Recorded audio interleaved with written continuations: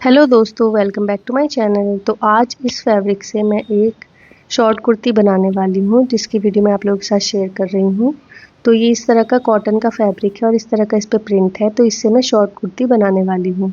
तो देखिए, पहले मैंने सिंपली जैसे नॉर्मल कुर्ती की कटिंग करते हैं, इसकी मैंने उस तरह से कटिंग कर ली है। 7 आर्म होल और 7 ही इसका शोल्डर लिया है, क्योंकि बैक नेक जो है वो मैं इसका ज़्यादा डीप नहीं रखूँगी, तो इसलिए शोल्डर मैंने पूरे पूरे ही लिए हैं।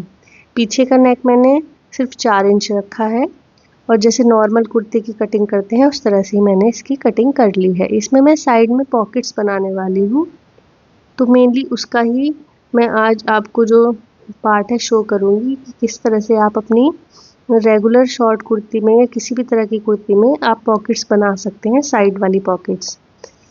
तो देखिए, इस तरह से मैंने इसकी कटिंग कर ली थी, अपनी नॉर्मल कुर्ती की जैसे कटिंग होती है।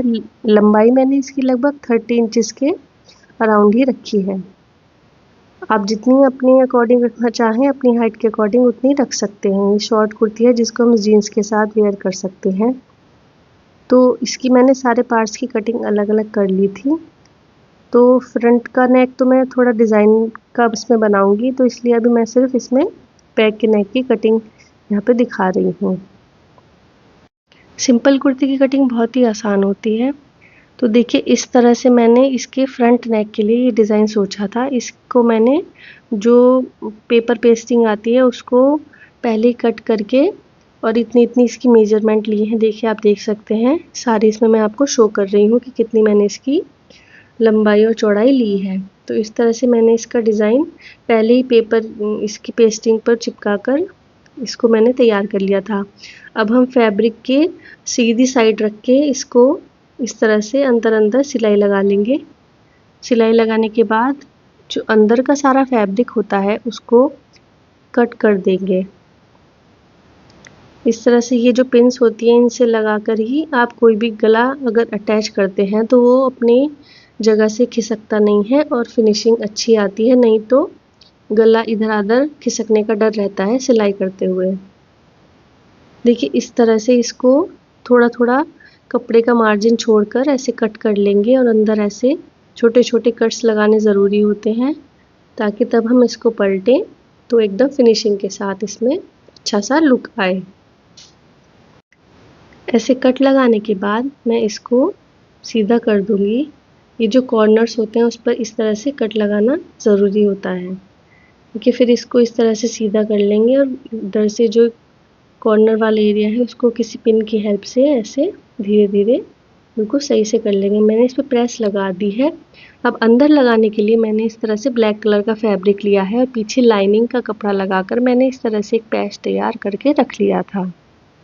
अब मैं इसको इसके नीचे इस तरह से प्लेस कर दूंगी और उन्हीं पिन्स को लगाकर जितना भी आपको आगे का गला डीप चाहिए उतना छोड़कर उसमें इस तरह से मैं लगा दूंगी और पिन की हेल्प से लगाकर फिर मैं इस पर ऊपर ऊपर ऐसे सिलाई लगा दूंगी।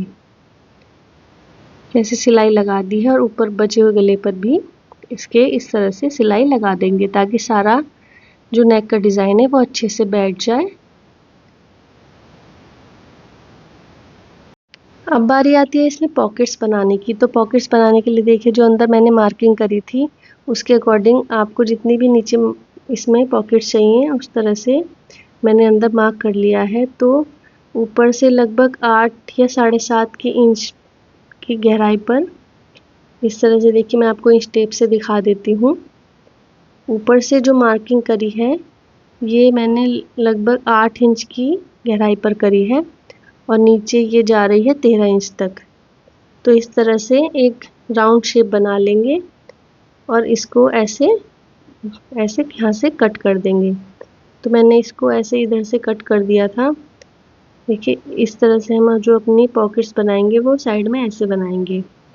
उसको अंदर जो हम पॉकेट के बनाने के लिए कपड़ा यूज़ करते हैं, तो मेरा ये मेन फैब्रिक उतना नहीं था, क्योंकि मुझे दोनों साइड फैब्रिक की पॉकेट्स लगानी थी। तो फिर मैंने अंदर लगाने के लिए प्लेन जो अस्तर वाला कपड़ा था वो ले लिया है और जो ऊपर की साइड हमारा चमकेगा वो मैं ये मेन फैब्रिक का ही लगाऊंगी। तो ब्लैक वाले फैब्रिक को भी इस तरह से काट लिया है। जितनी गहराई की पॉकेट आपको चाहिए उसी अकॉर्डिंग आप काट लीजिएगा उसको। और अब इस तरह से इसके ऊपर मैं सिलाई लगा दूंगी। देखिए सिलाई लगाने के बाद एक्स्ट्रा फैब्रिक को कट कर देंगे और इसमें भी इस तरह से कट लगा देंगे ताकि इसको भी फोल्ड करने में आसानी रहे।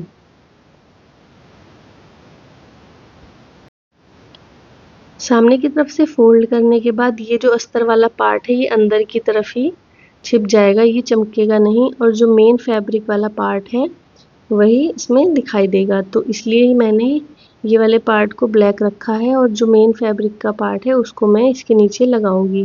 देखिए इस तरह से ये एक मैंने इसी की साइज़ का ये कपड़ा काटा हुआ था, इसको हम अपनी पॉकेट की इसी तरह से शेप में ऐसे सिलाई कर देंगे। इसको सिलाई करने के बाद मैं आपको दिखाती हूँ कि यहाँ पर मैं इधर सिलाई कर दूँगी और ऊपर से ये इस तरह से दिखाई देगा। तो सिलाई करने के बाद जो हमारी पॉकेट दिखेगी कुछ इस तरह से आएगी और सामने दिखेगा ये मेन फैब्रिक वाला पार्ट।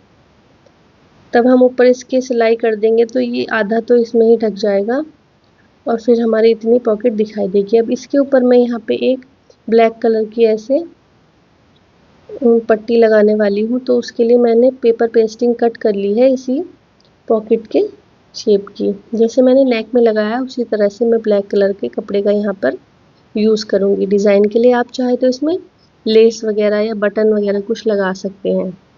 तो इस पेपर पेस्टिंग पे मैंने ब्लैक कलर की जो कपड़ा यूज़ किया है उसको पेस्ट कर लिया था। फिर इस तरह से कट लगा के इनको भी हम अंदर की तरफ फोल्ड करके ऐसे फिनिशिंग के साथ अंदर ऐसे मोड़ देंगे। इसको मोड़ने के बाद इसमें फिनिशिंग के साथ आप इसको करिएगा क्योंकि ये ऊपर रहने वाला है और फिनिशिंग अच्छी नहीं आएगी तो फिर उसमें लुक भी अच्छा नहीं आएगा। इसीलिए मैंने यहाँ पर पेपर पेस्टिंग का यूज़ किया है। तो देखिए इस तरह से बन गया है और अब मैं इसको इसके ऊपर रख के पॉकेट के इस तरह से यहाँ पर भी एक एक सिलाई कर दूँगी। फिर मुझे सिलाई करने के टाइम ध्यान आया कि ये जो ऊपर का पार्ट मैंने सिला था ये मुझे थोड़ा सा खोलना पड़ा क्योंकि तब मैं ऊपर की पट्टी लगाती तो वो नीचे का भी स्टिच हो जाता। तो थोड़ी थोड़ी मिस्टेक तो चलती हैं। देखिए इस तरह से मैंने अब पहले इसको लगाऊंगी और फिर नीचे के पार्ट को मैं स्टिच करूंगी। तो इस तरह से हमारी एक साइड की पॉकेट बन के तैयार है।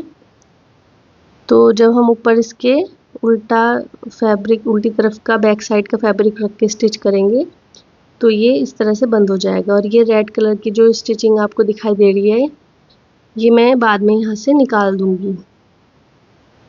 तो देखिए इस तरह से मैंने बैक साइड के पार्ट को भी स्टिच कर दिया था।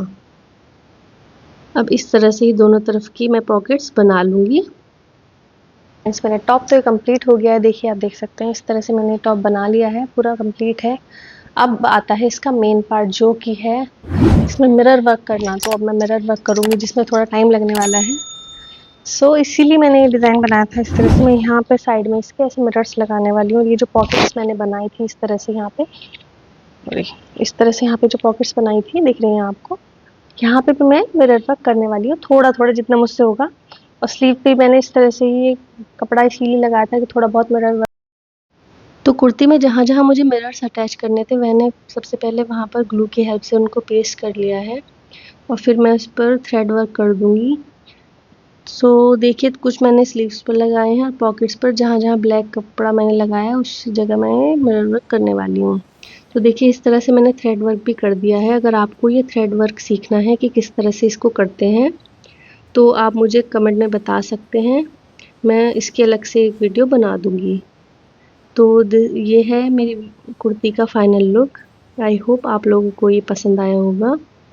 इस तरह की कुर्ती जो है बहुत ही प्यारी लगती है और मिरर वर्क भी बहुत सुंदर लगता है।